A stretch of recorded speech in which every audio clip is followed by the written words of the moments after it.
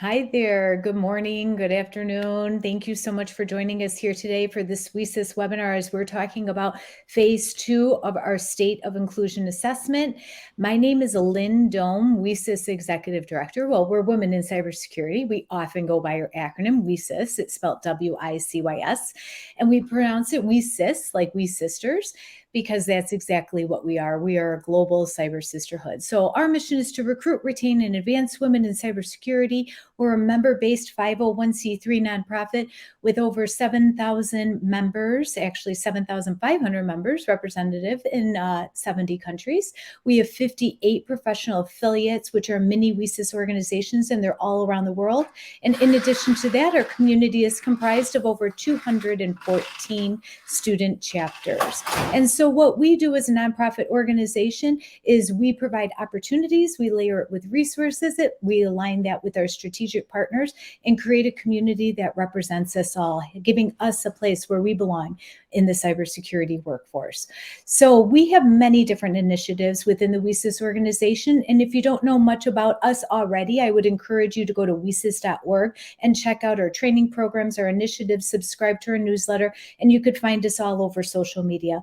But for the purpose of today's webinar, we're really pleased to have on board with us the Illyria team, Ashira and Paolo, and we're going to be discussing our State of Inclusion Assessment. So we know as women in cybersecurity that there's a lot of research out there that identifies the state of diversity within the cybersecurity workforce. And you could find that information very easily. But as we're drilling in deeper and further about what is the retention and advancement opportunities for women in cybersecurity, finding out and discovering the state of inclusion was impossible. And so we decided to take the lead, partner with Illyria, and put together the first of its kind State of Inclusion Assessment. And so the Illyria team was able to quantify and create data points and metrics that we're going to be reviewing, and Paolo and Ashira will be discussing a little further on what are the experiences of exclusion for women in cybersecurity in order to narrow down on what is and level set the conversation and benchmark what is the state of inclusion. And so that executive summary is out there. It's on our WESIS website. It's available. I'll be putting it in the chat also for you to be able to view if you haven't done so already. And the findings are very, very interesting in that. But the purpose of today's discussion is that we're ready to take it a step further. Our first initial intake and assessment and study, all of that is for a benchmark. And now it's up to the employers to be able to take that information and continue the conversation. This is extremely valuable and useful, and that's why WESIS is subsidizing partners to be able to move forward with their research on their companies, with their organizations and their employees to be able to identify the experiences of exclusion for women in cybersecurity. So we could drill in deeper on what are these retention rates. And instead of continuously focusing on the pipeline for women in cybersecurity, let's look at there is a leaky pipe in cybersecurity as well. And so let's dive into that a little bit deeper. It's really important for us as a nonprofit to have this extended data collection so that we could continue to build programs that bridge this gap so we could overcome these challenges and really truly make progress in the cybersecurity workforce because we consistently remain in this critical workforce shortage. But it's also really important for employers to be able to identify what are these pain points and to help start building programs with your DEI efforts that are going to help overcome these challenges as well, because it's significant and it's impacting our workforce, and we need to shift this change and make progress for all. So with that, I'm going to introduce Paolo and Ashira, and they're going to take the conversation from here. Thank you, Lynn, and thank you everybody for taking the time to show up and hear us. I'm sorry, my voice is a little hoarse. I got a bit of a cold, and so if I sound hoarse, that's not my normal voice. But what I'd like to do is I'm going to go ahead and share my screen and give you a sense of the let's see, entire screen number 2. Here we go. To give you a sense of the kind of work that we've done and why you're here and why we're interested in having you participate. So first of all, what is this all about? Well, it's a unique opportunity for WESIS strategic partners to take part in the state of inclusion of women in cybersecurity that Lynn talked about. And clearly this is it's a groundbreaking, very, very important thing to do that's giving us the kind of information that is very difficult to get when you focus on diversity alone. And as Lynn mentioned, we created a phase 1 executive summary. We essentially worked with about 300 women that were primarily members of WESIS, individual members. We collect the data, we analyze the data, and we found some very interesting results already, even though, apologies for the noise, even though, again, this is just phase 1 and we expect a lot more data coming into phase 2. The kinds of things that we found out, for example, are the fact that those people who identified as employees of the strategic partners reported fewer experiences of exclusion, in other words, greater inclusion and higher levels of satisfaction than employees of non-WESIS partners or organizations.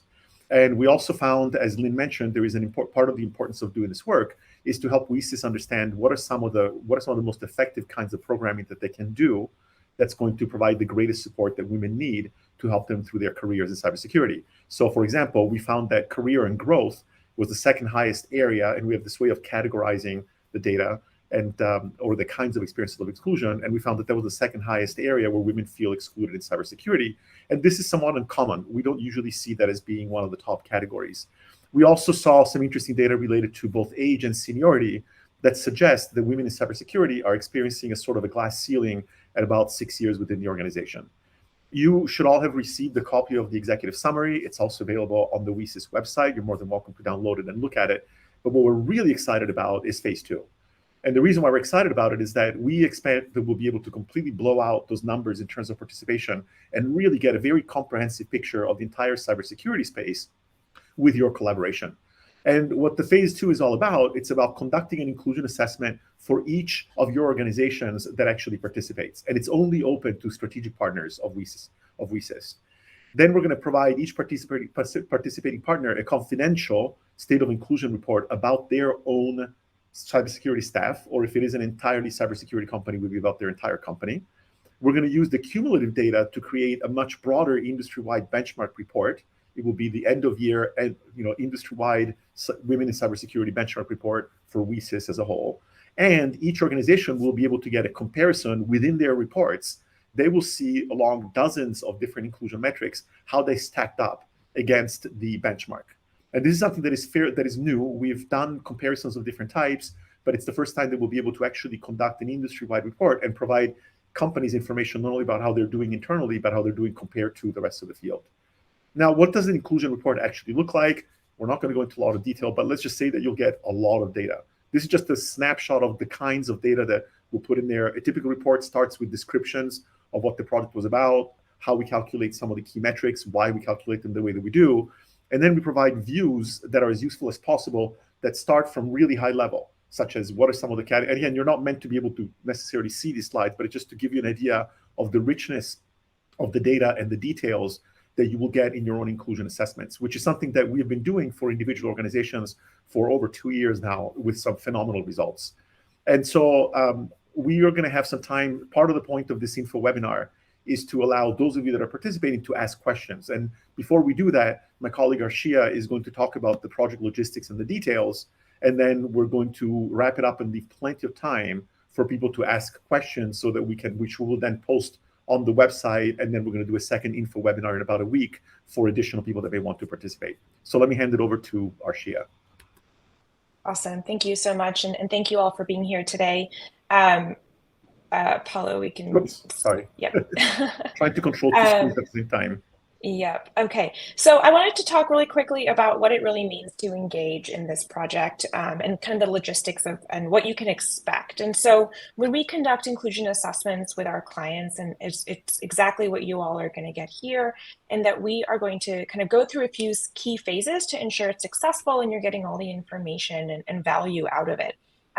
So things to expect. First off, we meet with you, your organization, to conduct what we call a strategic planning session. And that's really to make sure that we understand what's going on in your organization. You're able to ask questions. We think about the logistics, the scheduling of different things. Make sure that we're considering the context of your organization and give you everything that you need to communicate this out internally. And what this really means is we provide you with templated communications to help you announce your involvement in this work and in this initiative. We provide you with FAQs to talk about confidentiality and such. One thing we haven't gotten into too much here today is that everything that we do when we measure inclusion is confidential and anonymous. So when we collect data, including in phase 1 of this initiative, everything comes in voluntarily and confidentially. We don't ask for names and emails. And that's a big part of why we're able to get so much information and so much data, is that we are very intentionally creating trust and safety in the process. And so we provide you with information and templated wording and language that you can use to answer questions internally in your organization and make sure that you can announce this and launch this successfully, not only for your employees, but then for leadership as well. Building on that, we provide you with a combination of a couple of different key workshops. The first one is a leadership workshop, where we really are coming in to educate your leaders around inclusion, around how to kind of think about what's going to come out at the end, get their buy-in, get their engagement, understand their role. And we are very, very experienced in talking about how inclusion directly relates to core business KPIs. And so we know that that's really important when we're talking to leaders and helping them understand the relationship between the two. And so we have a very dedicated workshop just for that. The other workshop that we provide are just kind of our general onboarding workshops, where we kind of bring your employees onto the platform, guide them in a process to share their data with us anonymously, answer their questions, and so on. And then after that, we will have a period of time through which we are conducting data analysis, and then, of course, providing you all with the insights for your organization, as well as how you all compare to the broader benchmark, and providing you that benchmark report. And so you can see here, the general flow of this is that we would kind of go through a typical contracting process, share a statement of work, run this leadership workshop. We might have these leadership workshops open to leaders from across the WESIS strategic partner community, so that we can have a broader group come in and answer questions together.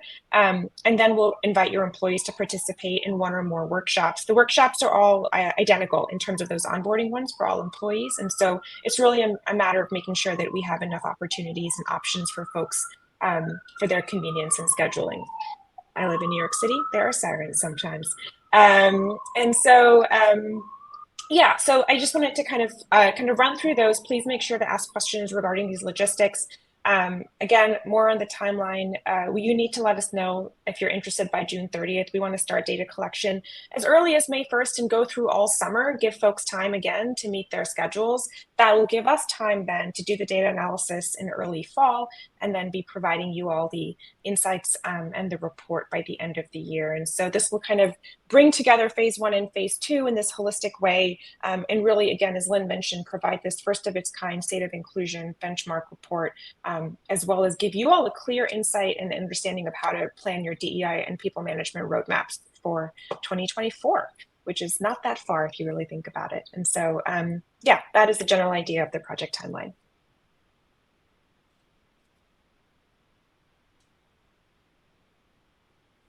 I think you're muted, Paula. I'm muted. Yes, I am. Anyway, so that's the core information. Thank you, Arshia, for sharing that. Also, we should mention this is listed on the website. The pricing, thanks to the support and underwriting, partial underwriting and support of WESIS, is actually substantially a very deep discount compared to our normal prices, and it's going to be based on your tier of membership within WESIS. So if you're a tier 1 member, it will be $20,000. If you are tier 2, $25,000, and if you're tier 3, $30,000. And the way that we structure it, again, we have a very standard templated MSA, master service agreement, and a statement of work, and essentially would be 50% payment upfront and then 50% payment upon delivery of the final reports toward the end of the year. So at this point, what we'd like to do is open it up and let you have an opportunity to ask any questions about whatever you want to ask about. We have some questions that we collected from some previous conversations that we'd be happy to go through, but we just wanted to see what questions some of you may have about participating in this very exciting opportunity. And I see somebody has already, oh, I see let's see, do we have any questions yet? And actually, while we're waiting out, just to stimulate some of the thinking, we'll tell you about some of the questions that people asked that you would probably be interested in knowing. The first question that was asked at a recent meeting was, are we expecting men to participate as well, or only women? And the answer is absolutely, we'd love to get participation of men. And the language that we will be providing you to help recruit or engage people within your organization makes it clear that it's important that everyone participate, not only women. And part of the reason for that is that although we were able to get very deep insights, even if we have only women, as we did in the executive summary for phase 1, having men and people with other identities participate is very important to be able to do comparative analysis. So knowing which categories are most important to women and knowing how different aspects of women's personal characteristics impact the outcome is useful. Being able to compare that between men and women or people who identify as other genders, as well as, of course, other demographic or personal traits can be extremely valuable. So we're hoping that people will actually, in fact, we're going to be encouraging firms to get as many of their people to participate as possible from, regardless of gender. And let's see, another question that people asked last time is there a minimum size for companies to participate? And so the answer is a little bit nuanced, and we'll have to see a little bit how things play out. Normally, when we work with an individual organization, it is best if we can get at least 100 people or so to participate. We can do with 60 or 70, we can get enough data that we can generate most of the top level charts for the report. If you have fewer participants than that, you can still get some invaluable information. And what we're going to do is, if a company decides to participate, and then they find out that only 30 other people were able to participate, then what will happen is that your report will be a little bit different. You will still have some insights about things that are happening in your organization and experiences that people shared about acts that are making them feel excluded within your organization that can help you to pinpoint some specific initiatives that you can use to improve things. However, it may be difficult to create statistically significant or at least numerically significant data to give you detailed comparisons. In that case, what we'll do is that we will create cohorts of companies that are the same size. And in your report, you will get your own data and your own insights. But when it comes to doing benchmark reports, it will be based on a cohort. So for example, let's say that you're a 5,000 person company, but you're not a cybersecurity company, and your cybersecurity function is only about 100 people. And let's say that only half of those show up. Well, in that case, what we may end up doing is we may end up actually creating a cohort of other companies that are roughly your size that are also not cybersecurity companies, and then compare, give you a comparison, a benchmark between those cohorts and the rest of the industry. And in those cases, if we find that we do not have enough data to generate your own detailed report, we will actually offer a further discount in the sense that we will basically not ask you to pay the rest of the payment unless we're actually providing you with data. So there will still be the ability to have people participate in the workshops and to get some very useful insights. But we also want to be reasonable and ensure that even if your company is not very large, or if its cybersecurity function is not very large, that you would be able to participate. And let's see. I just want to jump in here. Yep. I thought what might be helpful as well is to kind of talk a little bit about what we're asking your employees to do on this platform, in case for those who are not familiar yet or haven't read the executive summary. So at Alaria, when we say that we measure inclusion, what we actually are doing is we're coming in and understanding how people's experiences differ, what sorts of exclusionary experiences they're having at their organization. And so we come in and we ask them to anonymously tell us about times where they may have felt excluded for whatever reason, along with some identity data. And again, all anonymously. And so what we're asking your employees are things about what makes them uncomfortable or disrespected or under-recognized, about their feelings about their career and growth or compensation and benefits, and so on. And we have a patent pending framework through which we do that and organize these. And some of you may have an internal employee engagement survey that you already do. And so you might be wondering, how does this fit in or relate to that? And when we work with our clients of all sizes, from startups to multinationals like AstraZeneca, what we're actually doing is we're different from that in that we get a lot of data that's directly in their own words about their experiences. We're not asking them on a scale of 1 to 5, do you feel satisfied or do you feel like you belong in this organization? We're trying to get a little bit deeper and get their very nuanced understanding of what it is that's impacting their day-to-day lives, what's impacting how they show up to their next meeting, what is impacting their ability to contribute to the assignments and the teams that they're working on. And we get a lot of interesting nuanced information that allows us to provide insights and recommendations, such as, while your employees are certainly interested in work-life balance, one thing that we see that's really, sticking out more is that they're really looking for greater transparency in how promotions are made. They're looking for opportunities to better understand their career path in this organization. And so what we're trying to give you is more nuance in how you can understand and define your strategy for people management. And in cybersecurity here with this initiative, this is a really exciting opportunity to think about what is specifically impacting these professionals. And there's certainly differences. And if you are a cybersecurity professional in an organization that's solely dedicated to that work versus someone working in a function within a larger company. And so there's some really interesting ways we can start to parse out the data and give you all the insights and information that you need to make the right decisions for your people, right? We know there's 100 million ways you can support your employees, but how do you know what to focus on that's going to make an impact? And that's really what we were created to solve. And our mission is really to kind of give you that clarity, help you prioritize the right things, increase trust and transparency in your organization, and in a long term, really just make a stronger organization. And so hopefully that gives you a little bit more insight into what exactly we're doing when we come in, when we're talking about measuring inclusion and understanding what's going on in your organization.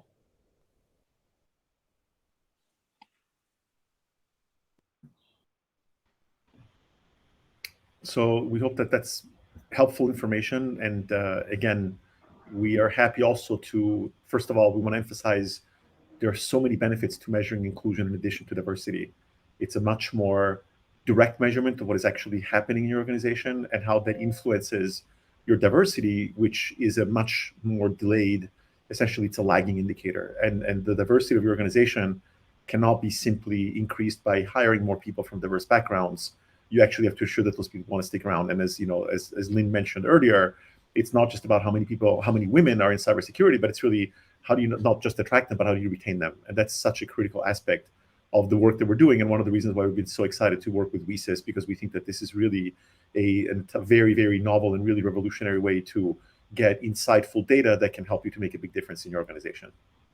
Great, thank you. Thank you so much, Paolo and Ashira. That was really useful information, and everyone that registered for today's event will also receive a recorded copy of this. So we encourage everyone to share this information with leadership and those within your teams, your DEI efforts, your cybersecurity teams, the CISOs, so that there's more awareness that there is work to be done in the cybersecurity workforce, and that we're here as a nonprofit to partner with you to get that work done. And in addition to all that, put the intentional actions in place that's really going to make progress. And first, it takes peeling back the layers and assessing the state of inclusion right now. So we appreciate everything everyone is doing on this. Lyria team has been fantastic. Anyone that has any questions about our current state of inclusion assessment, the executive summary, it is on our website. You do have it down in your chat right now. If you have any questions, just email me at lynn@wesis.org, and I could certainly redirect any questions over to the Lyria team as well. And if you have any questions about phase 2, just let us know too. So it looks like we do have one question from Sindhu Sivabalan, and I'm sorry if I'm mispronouncing your name, from the University of Madras, who asks, what are some goals that we should be working toward to promote diversity and inclusion in cybersecurity? And I'm going to use this just as a way of pitching some of the work that we've been doing at Alaria and some of the ideas that we published. We believe that one of the things that has been problematic is that even though we talk about DEI, or sometimes DEIB, where the B stands for belonging, the reality is that the vast majority of projects, data, as well as initiatives really focus only on the D. They only focus on representation. And that actually can backfire. And we'd be happy to share some links of articles that we've been writing and white papers that we've been writing that talk about why that's a dangerous thing to do. One of the things that we would highly recommend, and again, this is obviously very self-subserving here, but start looking at other things beyond just measuring representation. Representation clearly is an ultimate goal of where you want to get, but you want to make sure that your people are treated well, and inclusion is an absolute key ingredient of that. So we would highly recommend to promote diversity and inclusion in cybersecurity is to, first of all, identify what are some of the exact things that are holding people back, not just women, but also people of color in certain contexts, people with disabilities, members of LGBTQ, IA+ community. And because until you find that out, if all you do is measure representation, all you know is that there is a problem, but it doesn't really tell you why the problem is there. So that would be our first goal, is learn about some of the other things that exist out there that can give you much deeper insights into what's going on in your organization, that will make it a lot easier to convince people of the value of diversity, equity, and inclusion, and not diversity alone.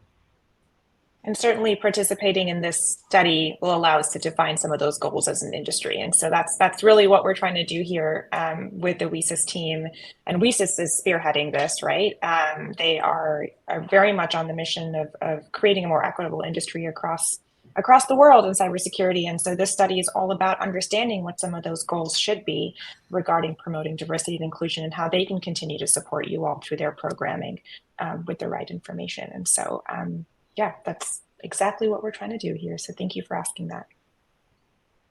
Fantastic. So anything else, Paolo and Ashira, that you would like to wrap up and let the community know prior to us closing out for today's session? I would say please feel free to reach out either to WESIS or to us. I believe info@wesis.org would be a good email to use. And for us, it's info@aleria.tech. And we would be more than happy to answer any questions that you may have. And keep an eye out on the website. We're going to be adding some of the questions that we heard about a week ago at a different meeting. And then we're going to be doing this other workshop next week. And as we get more questions from people, we'll put them on the FAQ on the WESIS website about this project. So we hope that many of you will be interested in participating, and that you'll encourage your firm to take part in this really exciting opportunity. Beautiful. Well said. Thank you. Thank you so much for your time and attention today. We appreciate the Aleria team partnering with the WESIS.org to help bring this, something that we've always talked about doing, that now we're really proud as a nonprofit to be able to do this. So it's a really critical piece for the cybersecurity workforce and for you all to join forces with us. And I just wanted to thank everyone to sharing a piece of your morning or afternoon or evening with us to learn more about the State of Inclusion Assessment. So with that, we'll go ahead and log off for today, but we look forward to our next webinar, which is next week. And please feel free to share the information with your colleagues, friends, and peers. So thank you so much and have a great afternoon. Bye, everyone. Thank you. Thank you.